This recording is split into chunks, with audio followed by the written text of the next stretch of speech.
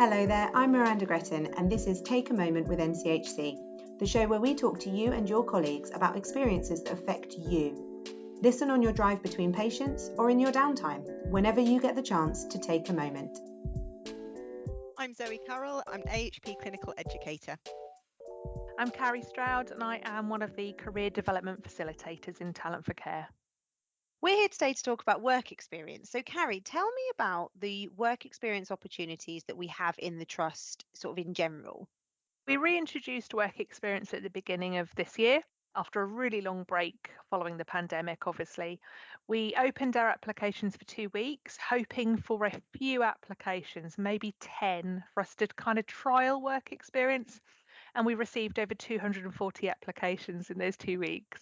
So we were a bit overwhelmed, but it was a really positive start, and it showed that there was really a need out there for face-to-face work experience. Wow, that's amazing. Yeah, we were really, really surprised, and it was good to see. Some of the other trusts hadn't started their face-to-face work experience yet, so I think we were slightly ahead of the curve. We definitely followed the James Paget Hospital's model of how they reintroduced it following COVID, because it was really important that we followed those procedures as well. But it was very enheartening to see how many people wanted to come and join us. So it's open to anybody.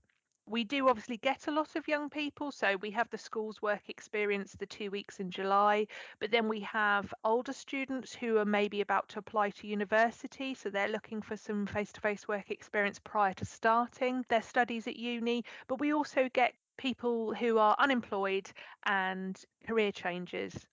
And we did find that after the pandemic, we had a lot of people contact us that were interested in changing career, perhaps looking for something a bit more rewarding to what they'd been doing before the pandemic. So we definitely offer opportunities to everybody.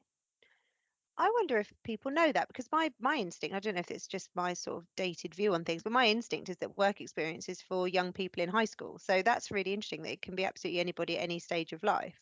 Absolutely. And I think, people do change careers later on in life as well. So you want to know that if you're going to invest perhaps in a university degree, that you're making the right decision. So it's really good to get some work experience to back that up. Could you do anything? That's a really good question. So we offer clinical and non-clinical placements. We can offer nursing, IT, HR, medicine to over 18s, admin, physiotherapy, occupational therapy, speech and language therapy, finance.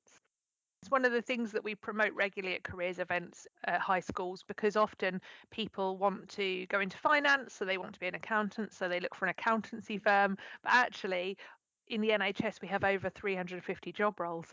So we're looking for support staff as well. So they can definitely do non-clinical placements. And we've also created our new introduction to allied health professions placement, which we're talking about today. This might be a very stupid question, but do you get paid for work experience? No, it's voluntary only. So it's all about getting that experience so that you can know if you want to come into this profession or not. Yeah, so placements can last anything from 2 days to 2 weeks. You mentioned there the Allied Health Professionals Work Experience course. So this is a recent thing that you've set up, isn't it? It's a specific work experience program for allied health professions. So Zoe, tell me a bit about it, because I don't even really know what an AHP is. So tell me a bit about that role to start with. Absolutely. So there are a number of different AHPs within the NHS workforce, between sort of 14 to 16, depending on how they're grouped. But we chose to focus primarily on the ones that we have within the trust. So they are dietetics, podiatry, speech and language therapy, physiotherapy, and occupational therapy. We did actually work collaboratively with another local trust, the James Paget, and on our second week, we actually had some of their operating department practitioners join us for a couple of hours to share a little bit about what it's like to work as an ODP. So that was a fantastic opportunity for the young people.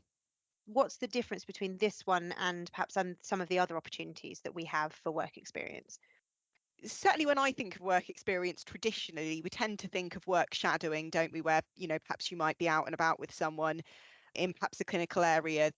The rationale for choosing to approach things a little bit differently were two main different reasons, really. So logistically, we're very aware that there is a lot of pressure on our clinical services. We've got a lot of learners, such as students and apprentices within the workplace, and a lot of areas that may not be suitable for young people, perhaps potentially quite distressing specialist wards and things where it might not be suitable for someone as young as 14 to be present. But equally, we wanted to give them that opportunity and also to promote some of the lesser known careers. What we found when we received the applications, we had around a quarter that expressed an interest in an AHP careers, but a lot of those perhaps reference things like physiotherapy, and it became quite apparent that perhaps people's understanding of what a physiotherapist is, because it's one of the better known ones, maybe wasn't quite accurate. So we took that as an opportunity to give people an oversight as to what all of those different professions that we have within our trust do, and all the different specialisms that you can go into within each of those professions. And that was how the concept was born, really. I think it's brilliant because I did a podcast with Susanna Grimes from the podiatry service, as you know, Zoe, and it was such an interesting conversation because she was talking about how people think that physiotherapy is this kind of almost like the romantic AHP profession to go into, and you can go and be a physio in a sports team, or something like that. And actually, the sort of slightly lesser known profession of podiatry, and that you can be a podiatrist on a cruise ship, and there were all these facts that she was telling me. I was like, oh my god, that's so interesting. And that quite often people don't realize how diverse these professions are. They think it's just one thing, and actually it can be really broad. So I suppose having the opportunity to come in for 2 weeks, say, and shadow a podiatrist, for example, it's enough, isn't it, to get you just a little glimpse into that world and to break down some of those misconceptions about that profession. Absolutely. And I think what we found was that, I mean, we didn't have anybody apply to do podiatry. And really interestingly, when I received the feedback from the week, at the start of the week, we asked people to indicate whether they had heard of the professions or whether they'd ever had an interest in the profession as a career.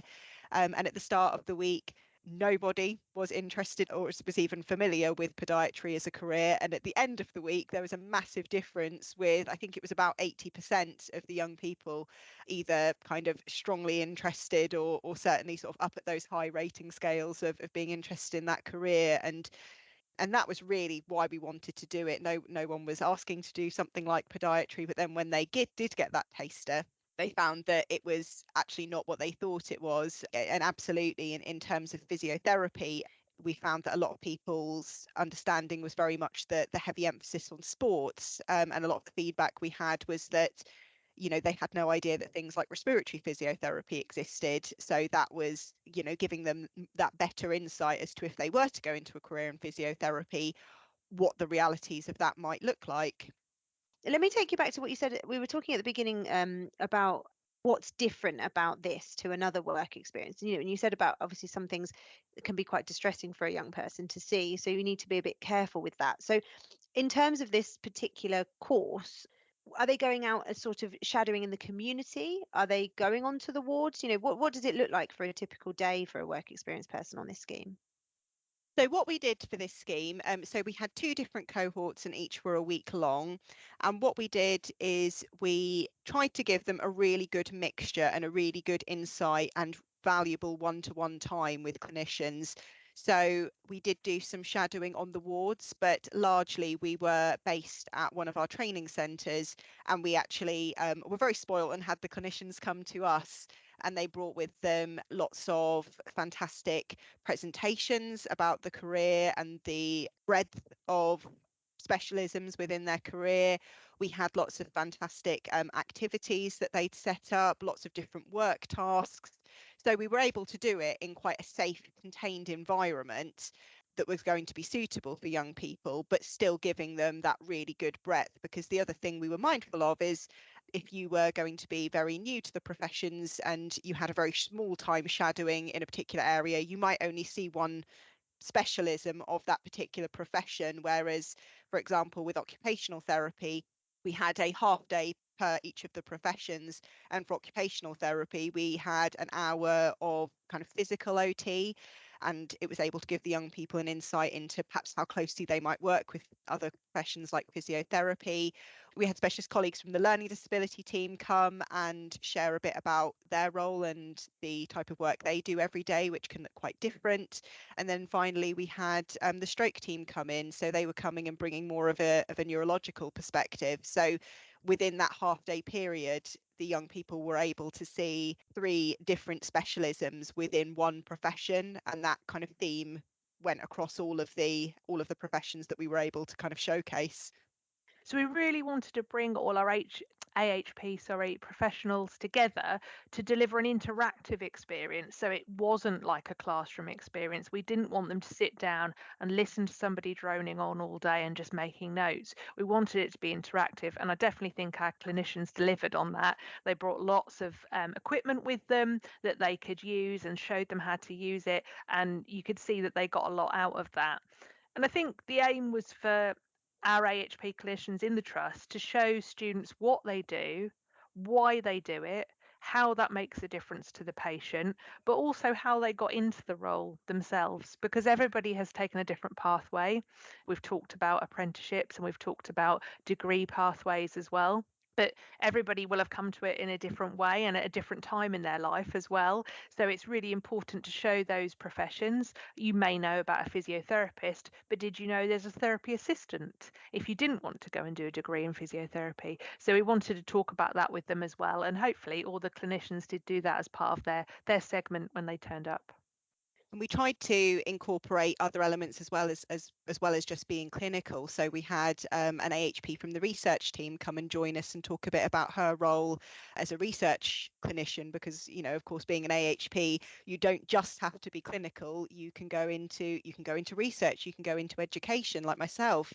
And we also had the comms and marketing team come in as well, because obviously such an important part of our role being kind of smaller professions is that we need to put the word out there. We need to let people know from a workforce perspective that we exist and what's fantastic about our professions. So it was great having the comms team come in and talk to the young people about things like their social media and what might appeal to them, how we can spread that word. It gave them an insight into, you know, yet another career that you can go into within the NHS. And you mentioned a bit of the feedback there earlier on, but how was the feedback generally? Did they find it valuable? Did it go down well? I'm absolutely delighted to say it did. So at the end of the week, we had quite an in-depth feedback form and people were fantastic at filling it out. And we actually had 100% either agree or strongly agree that they enjoyed the week, that they achieved what they wanted to, that they would recommend it to their friends, that they felt it was well planned and varied, and also ultimately that it made them consider careers that they wouldn't have before. I've got a wonderful quote from one of the attendees here who said, "It was really fun and very informative and has made me consider going into other careers that I otherwise wouldn't have heard about if it wasn't for this course." That's really good. So are you going to run it again?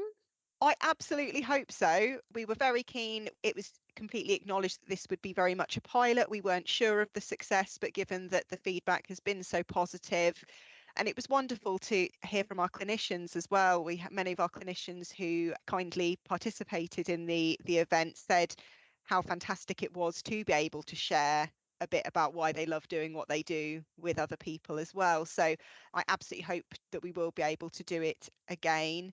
So if you did run it again, how could other NCH&C services get involved in the scheme?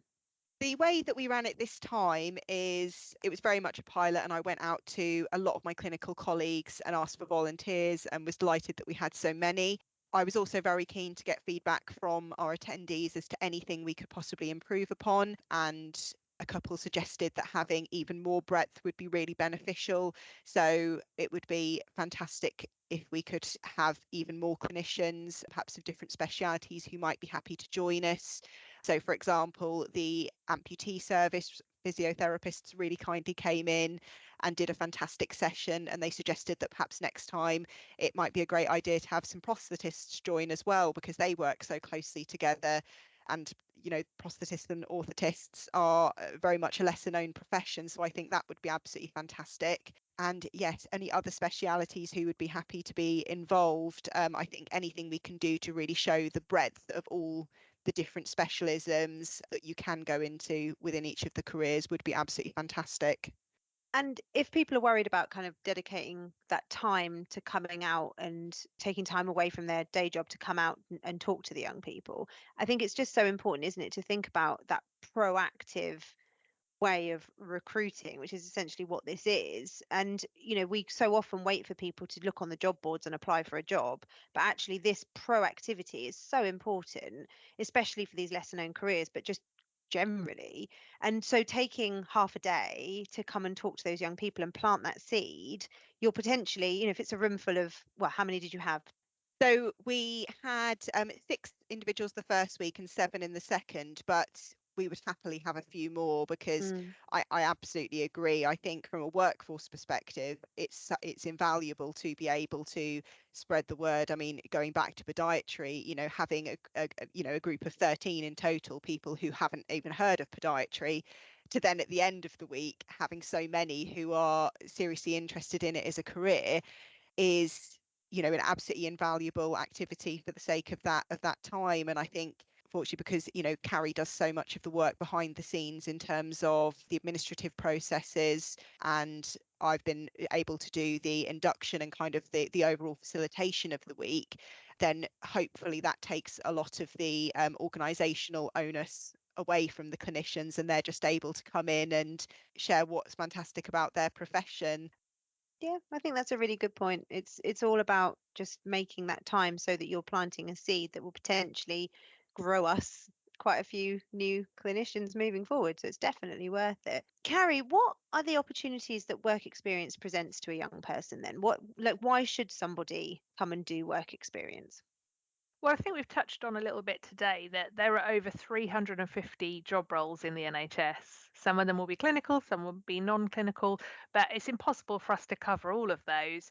But I think work experience can give young people a chance to look at different healthcare careers and demonstrate the wide opportunities that are there for people. It also helps us get a better understanding of what our future workforce is looking for in terms of employment. And I think we've just touched on how important it is for pipeline into a future workforce. So I think it starts with work experience. And I think a lot of people probably don't understand that some students will attend work experience and will have met that one person that has made a difference to them, that they'll go home and say, I met this amazing person and I want to be this thing now. And I think that's so inspirational. And you could see how much the students were getting out of it on the 2 weeks that we ran it. So we definitely would want to do that again, but also for other services if they wanted to take a collaborative approach. So rather than them having one person shadowing them for a week, they could definitely get on board. I mean, I think this could be applied across the board to nursing, medicine, and even the non-clinical roles. I mean, we have such a massive IT department with different things. You've got build and support services and digital services. They could do a collaborative thing if they wanted. I think it works really well, and it really introduces people to careers as a whole rather than one specific career. Because who knows what they want to be when they're 14? Well, exactly. I mean, it's a huge ask, isn't it? Thinking about community healthcare as a whole, then, why is work experience so important for us? We've touched a bit on the fact that people don't know the roles are here, but are there any other benefits to somebody coming in and doing work experience as opposed to sort of just going through an apprenticeship route? For me, I'm aware that a lot of courses have quite high attrition rates. So thinking more broadly, a lot of our therapy courses, quite a lot of people don't complete the courses for various reasons. Certainly speaking from my personal experience, when I was at university, we had a lot of people leave the course quite promptly because for the reason that it wasn't really what they thought it was. So I think that in itself, it shows how important it is that young people who are going into these careers really do have that understanding of what the career involves. And of course, that's not to say they'll get all of that from a morning or an afternoon session, of course. but at least they are getting that taster. And we made it at the end of the session, we made sure to tell everybody that this certainly wouldn't stop them from coming on work experience again. So for example, if they really got a taste for dietetics, for example, they could certainly apply again another year and come back and spend more time with the dietitian specifically. So this is really something we hope to be a bit of a springboard to raise the awareness of the breadth and the existence even of these careers. I think one of the things we wanted to get across is the difference between working in community as well. Obviously, as a community trust, we know that we often get swallowed up by the hospital, as people call the NNN, and not realise that we're here or what we do. So it's a chance for us to promote what we do and why community services are really important. We're definitely up against what I always call the 24 hours factor, because no one's going to make a TV program about 24 hours in community physio. And so these professions, we see this at careers events a lot. People come up to us, I want to be a paramedic, I want to be a midwife, because those are the TV programs that are on. It all looks exciting. That's what they think they want to do, but no one ever talks about podiatry and dietetics and things like that. So we wanted to get those across and just promote those a bit more, but also working in the community and what we do as a trust and how we differ from acute trusts. Also, at the end, when we get feedback, we always try and capture that, any future goals or aspirations they have. So if they say they're interested in an apprenticeship, we definitely want to get in touch with them, talk about what's available. And actually, those sort of things have already come to fruition. So we had somebody on a nursing placement doing work experience, and they have applied successfully for our healthcare assistant apprenticeship, which begins in September. So that experience made a real difference to them and solidified their desire to come and work into healthcare. And they loved their week. So they were like, no, this is what I want to do and this is where I want to be. Thank you for listening to Take a Moment with NCHC. If you've enjoyed this podcast, please visit the podcast intranet page to leave a comment and for details of our other episodes. You can also follow NCHC on all social media channels.